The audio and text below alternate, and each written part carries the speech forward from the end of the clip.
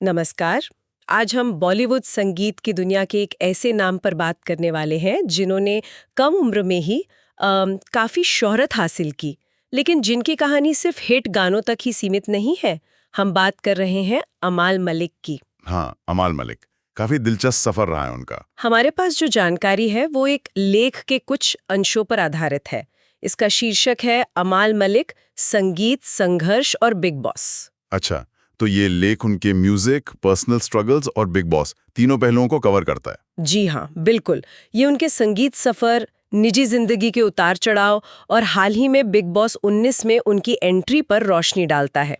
तो आज हम इसी जानकारी के जरिए समझने की कोशिश करेंगे कि अमाल मलिक के करियर के अहम पड़ाव कौन से रहे, उनकी आर्टिस्टिक पहचान कैसे बनी और उनके निजी संघर्षों ने उन्हें कैसे शेप किया, है ना? और ये रियलिटी शो वाला एंगल भी इंटरेस्टिंग है। बिल्कुल। साथ ही बिग बॉस जैसे रियलिटी शो में उनकी मौजूदगी उनके बारे में क्या संकेत देती है। चलिए इस कहानी की परतें खोलते हैं। हाँ, शुरू करते हैं। एक मशहूर संगीत घराने से ताल्लुक रखना, फिर अपने भाई की कामयाबी के साए में अपनी जगह बनाना, और फिर वो परिवार से दूरी वाला फैसला। हाँ, ये सफर काफी दिलचस्प और कई मायनों में मतलब जटिल नजर आता है। तो शुरुआत करते हैं उनकी जड़ों से। अमाल मलिक का जन्म 16 जून 1990 को मुंबई में हुआ। उनका परिवार तो खैर संगीत की दुनिया का एक जाना माना नाम है। बिल्कुल। पिता डब्बू मलिक, वो खुद संगीतकार हैं। दादा सरदार मलिक साहब, वो तो लेजेंड थे अपने जमाने के। हाँ, और चाचा अनु मलिक, इंडस्ट्री के इतने बड़े नाम, और भाई अरमान मलिक, आज के टॉप सिंगर्स में से एक। तो मतलब संगीत तो जैसे खून में ही है। हाँ, ये कहना गलत नहीं होगा। बिल्कुल। और यहीं एक दिलचस्प पहलू सामने आता है। ऐसी मजबूत संगीतमय विरासत मिलना एक बहुत बड़ा फायदा हो सकता है। हाँ, माहौल मिलता है, इंडस्ट्री की समझ होती है। एक्सपोजर मिलता है। बिल्कुल। दरवाजे शायद थोड़ी आसानी से खुलते हों, लेकिन जैसा कि इस लेख में भी इशारा है और अमाल ने खुद भी बाद में जाहिर किया, ये एक भारी बोझ भी बन सकता है। किस तरह का बोझ? वो लगातार तुलनाओं का दबाव, खुद को साबित करने की चुनौती और उस विरासत से हटकर अपनी एक अलग पहचान बनाने की जद्दोजहद, ये चीजें अक्सर स्टार किड्स को झेलनी पड़ती हैं। हाँ, ये बात तो है। लेकिन उन्होंने सिर्फ पारिवारिक माहौल पर ही निर्भर नहीं रहे। संगीत को लेकर उनकी गंभीरता उनकी तालीम में भी दिखती है। हाँ, उन्होंने ट्रेनिंग भी ली है काफी। स्कूल की पढ़ाई जमुनाबाई नरसी स्कूल से, फिर कॉमर्स में ग्रेजुएशन किया एनएम कॉलेज से, लेकिन साथ साथ बहुत छोटी उम्र में, महज 8 साल की उम्र में पियानो सीखना शुरू कर दिया था। अरे वाह, 8 साल की उम्र में? हाँ, और वो भी प्रतिष्ठित Trinity college of music London से, शायद मुंबई शाखा या उनके एग्जाम सिस्टम के जरिए। अच्छा, मतलब वेस्टर्न क्लासिकल की ट्रेनिंग। जी। और सिर्फ पश्चिमी संगीत ही नहीं, उन्होंने भारतीय शास्त्रीय संगीत की समझ भी हासिल की। बाद में उन्होंने अपने दादाजी महान सरदार मलिक से भारतीय संगीत की बारीकियां सीखीं। ये दिलचस्प है। मतलब वेस्टर्न क्लासिकल पियानो और इंडियन क्लासिकल दोनों, ये शायद उनकी धुनों में जो विविधता दिखती है ना। हाँ, वो फ्यूजन की क्षमता शायद यहीं से आती हो। बिल्कुल। और ये तालीम और पारिवारिक माहौल का असर जल्दी ही दिखने लगा। ये बात काफी प्रभावित करती है कि सिर्फ 15 साल की उम्र में उन्होंने इंडस्ट्री में काम करना शुरू कर दिया था। 15 साल में? हाँ, शुरुआत उन्होंने मशहूर बैकग्राउंड स्कोर कंपोजर अमर मोहिले के असिस्टेंट के तौर पर की। अच्छा, अमर मोहिले के साथ? जी। और उस दौरान उन्हें सरकार 2005 और शूट आउट एट लोखंडवाला 2007 जैसी बड़ी और प्रभावशाली फिल्मों के बैकग्राउंड स्कोर पर काम करने का मौका मिला। अरे वाह, ये तो बहुत कम उम्र में एक जबरदस्त अनुभव रहा होगा। बिल्कुल। और ये सिर्फ शुरुआत की। 2008 से 2011 के बीच उन्होंने कई और बड़ी कमर्शियल फिल्मों जैसे राउडी राठौर, आर राजकुमार, साहिब बीवी और गैंगस्टर रिटर्न्स के स्कोर में भी योगदान दिया। मतलब वो इंडस्ट्री को समझ रहे थे, सीख रहे थे। हाँ, ये वो दौर था जब वो इंडस्ट्री की कार्यशैली, तकनीक और दबाव को समझ रहे थे। एक तरह से ये उनकी नींव मजबूत करने का समय था।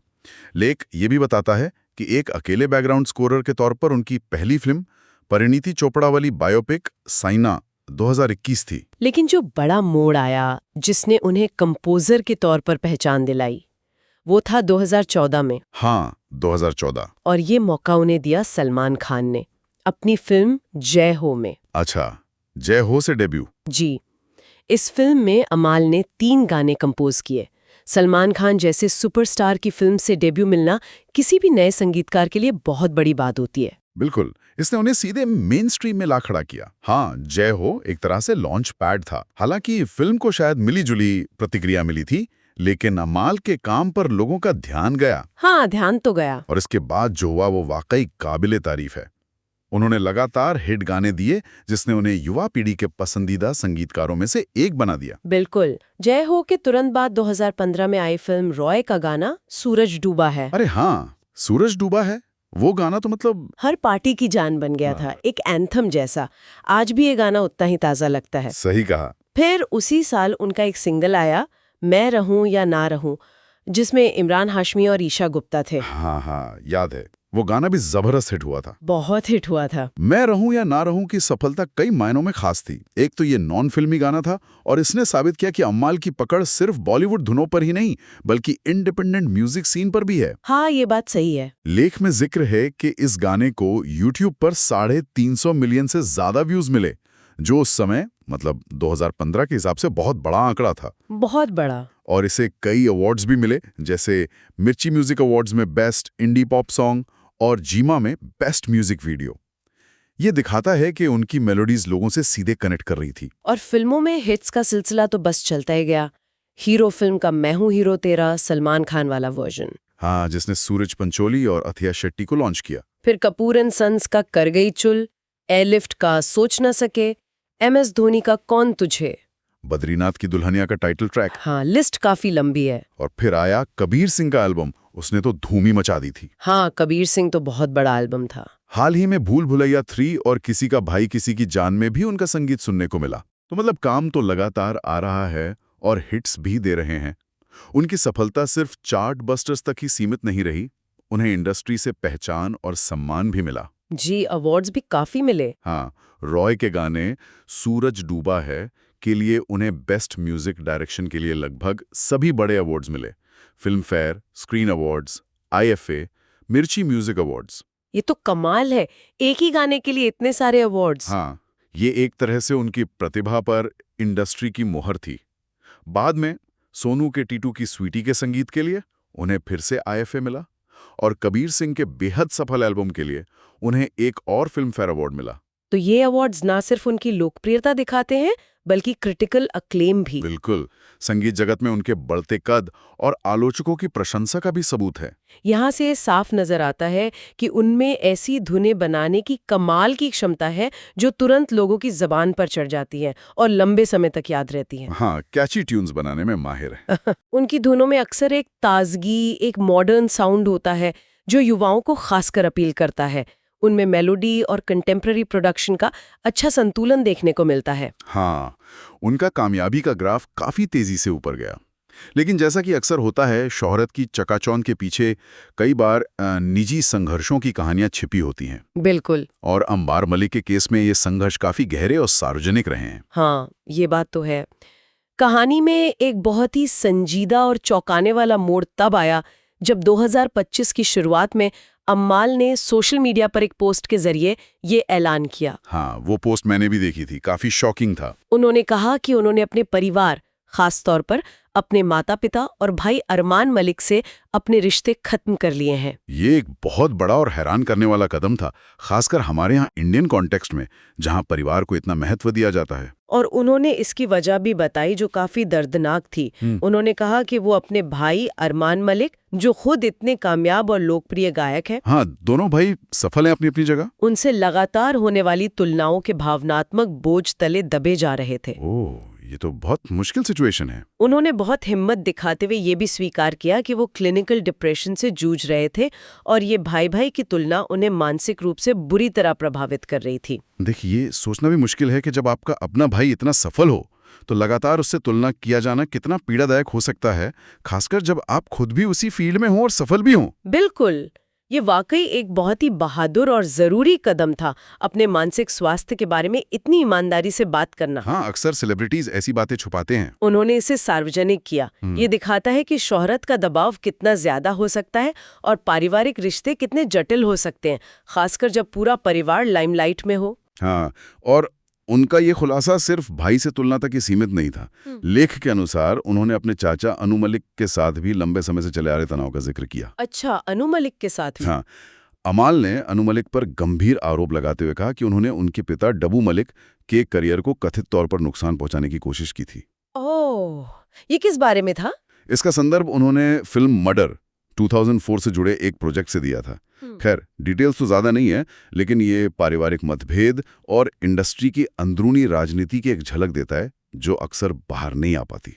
बाप रे, तो ये सारी बातें, परिवार से अलगाव, डिप्रेशन से जंग, इंडस्ट्री के अंदरूनी तनाव के आरोप, ये सब मिलकर अमाल मलिक की एक बहुत ही जटिल और बहुस्तरीय तस्वीर पेश करते हैं। हाँ, ये सिर्फ एक सफल संगीतकार की कहानी नहीं, बल्कि एक ऐसे इंसान की कहानी है जो अपनी पहचान, अपने मानसिक सुकून और अपने रिश्तों के लिए संघर्ष कर रहा है। बिल्कुल, और इसी जटिल पृष्ठभूमि के साथ अब उनकी कहानी में एक नया अध्याय जुड़ा है, रियलिटी टेलीविजन का। हाँ, बिग बॉस। अगस्त 2025 में अमाल मलिक ने भारत के सबसे बड़े और सबसे ज्यादा देखे जाने वाले रियलिटी शो बिग बॉस 19 में एंट्री ली है। और वो कोई वाइल्ड कार्ड एंट्री नहीं, बल्कि एक मेन कंटेस्टेंट के तौर पर शामिल हुए हैं शो की शुरुआत से ही।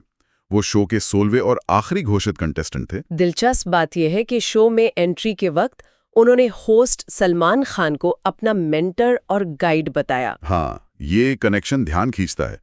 जैसा हमने पहले बात की, उनका बड़ा बॉलीवुड ब्रेक सलमान खान की फिल्म जय हो से हुआ था। और अब वो फिर से सलमान खान द्वारा होस्ट किए जा रहे शो के जरिए एक नई पारी शुरू कर रहे हैं। बिल्कुल, ये एक तरह का फुल सर्कल मोमेंट लगता है। सलमान खान का उनकी जिंदगी के दो अहम मोड़ों पर मौजूद होना, एक उनके करियर की शुरुआत में और दूसरा शायद उनके जीवन के इस मुश्किल दौर के बाद एक नई शुरुआत में। हाँ, ये देखना दिलचस्प होगा कि कनेक्शन शो में कैसे सामने आता है। बिग बॉस का प्लेटफॉर्म बहुत अलग है। यहाँ आपकी पर्सनैलिटी का हर पहलू कैमरों की नजर में होता है। एंट्री के दौरान वो काफी खुले अंदाज में नजर आए। उन्होंने सलमान खान से खुलकर बात की, यहाँ तक कि मजाक में ये भी मान लिया कि उन्हें जोर से खर्राटे लेने की आदत है। हाँ, वो तो काफी फनी था। ये छोटी छोटी ईमानदार बातें दर्शकों को किसी भी सेलिब्रिटी के मानवीय पहलू से जोड़ती हैं। लेकिन उन्होंने ये भी साफ किया कि वो इस मंच का इस्तेमाल अपनी असली शख्सियत दिखाने के लिए करना चाहते हैं। हाँ, उन्होंने कहा कि वो यहाँ ये साबित करने आए हैं कि वो मजबूत हैं, जमीन से जुड़े हैं और अपने अतीत के संघर्षों का सामना करने और उनसे आगे बढ़ने के लिए तैयार हैं। बिल्कुल। उन्होंने शो में एंट्री के दौरान एक और बहुत ही महत्वपूर्ण और संवेदनशील बात कही, जो मानसिक स्वास्थ्य से जुड़े सामाजिक कलंक यानी स्टिग्मा पर सीधी चोट करती है। क्या कहा उन्होंने? ओह, ये सुनना थोड़ा दुखद है। हाँ, लेकिन ये उस डर और झिझक को दिखाता है जो आज भी हमारे समाज में, यहाँ तक कि पढ़े लिखे और प्रोग्रेसिव समझे जाने वाले परिवारों में भी मानसिक स्वास्थ्य समस्याओं को लेकर मौजूद है। सही बात है। उनका बिग बॉस जैसे विशाल प्लेटफॉर्म पर इस निजी बातचीत का जिक्र करना शायद दूसरों को भी हिम्मत दे सकता है। बिल्कुल, और शो में सिर्फ गंभीर बातें ही नहीं हो रही, उन्होंने कुछ हल्के फुल्के पल भी साझा किए हैं। जैसे उन्होंने बताया कि स्कूल के दिनों में उन्हें अपनी क्लासमेट और अब मशहूर अभिनेत्री श्रद्धा कपूर पर क्रश था। अच्छा, ये तो क्यूट बात है। हाँ, इस तरह की नॉस्टैल्जिक और मासूम बातें उनके किरदार में एक और परत जोड़ती हैं, उन्हें ज्यादा रिलेटेबल बनाती हैं। शो के अंदर उनकी एक और इंटरेक्शन है जो सोशल मीडिया पर काफी सुर्खियां बटोर रही है। किसकी बात कर रहे हैं? वो हैं उनकी साथी कंटेस्टेंट 21 वर्षीय टीवी अभिनेत्री अशनूर कौर के साथ उनकी दोस्ती। हाँ, मैंने भी देखा है कुछ क्लिप्स। हाँ, दोनों के बीच एक अच्छी बॉन्डिंग दिख रही है, लेकिन उनकी उम्र के अंतर, मतलब अमाल लगभग 35 के हैं, अशनूर 21 की, इसको लेकर ऑनलाइन बहस छिड़ गई है। अच्छा, क्या कह रहे हैं लोग? कुछ लोग उनकी सहज केमिस्ट्री और आपसी सम्मान की तारीफ कर रहे हैं, तो कुछ इस पर सवाल उठा रहे हैं या अनावश्यक अटकलें लगा रहे हैं। ये तो बिग बॉस में होता ही है। बिल्कुल, ये बिग बॉस जैसे शो की प्रकृति है। हर रिश्ता, हर बातचीत माइक्रोस्कोप के नीचे होती है और उस पर तुरंत जनमत बनने लगता है। तो ये है अमाल मलिक की अब तक की कहानी का सार। संगीत की दुनिया में शानदार सफलता, एक प्रतिष्ठित संगीतमय विरासत, लेकिन साथ ही निजी जीवन में गहरे संघर्ष, मानसिक स्वास्थ्य की लड़ाई, पारिवारिक विवाद और अब रियलिटी टीवी के हाई वोल्टेज ड्रामा में एक नई शुरुआत। उनका सफर ये दिखाता है कि कामयाबी अक्सर बहुत अकेली और चुनौतियों भरी हो सकती है, खासकर जब आप लगातार पब्लिक की नजरों में हों। हाँ, ये दबाव बहुत ज्यादा होता होगा। बिल्कुल, सार्वजनिक चकाचौंध और तालियों की गूंज के पीछे हमेशा एक इंसान होता है जो अपनी भावनाओं, अपनी असुरक्षाओं और अपनी व्यक्तिगत लड़ाइयों से जूझ रहा होता है। सही कहा। बिग बॉस में उनकी मौजूदगी निश्चित रूप से आने वाले हफ्तों में उनके व्यक्तित्व के और भी कई अनजाने पहलुओं को दर्शकों के सामने लाएगी।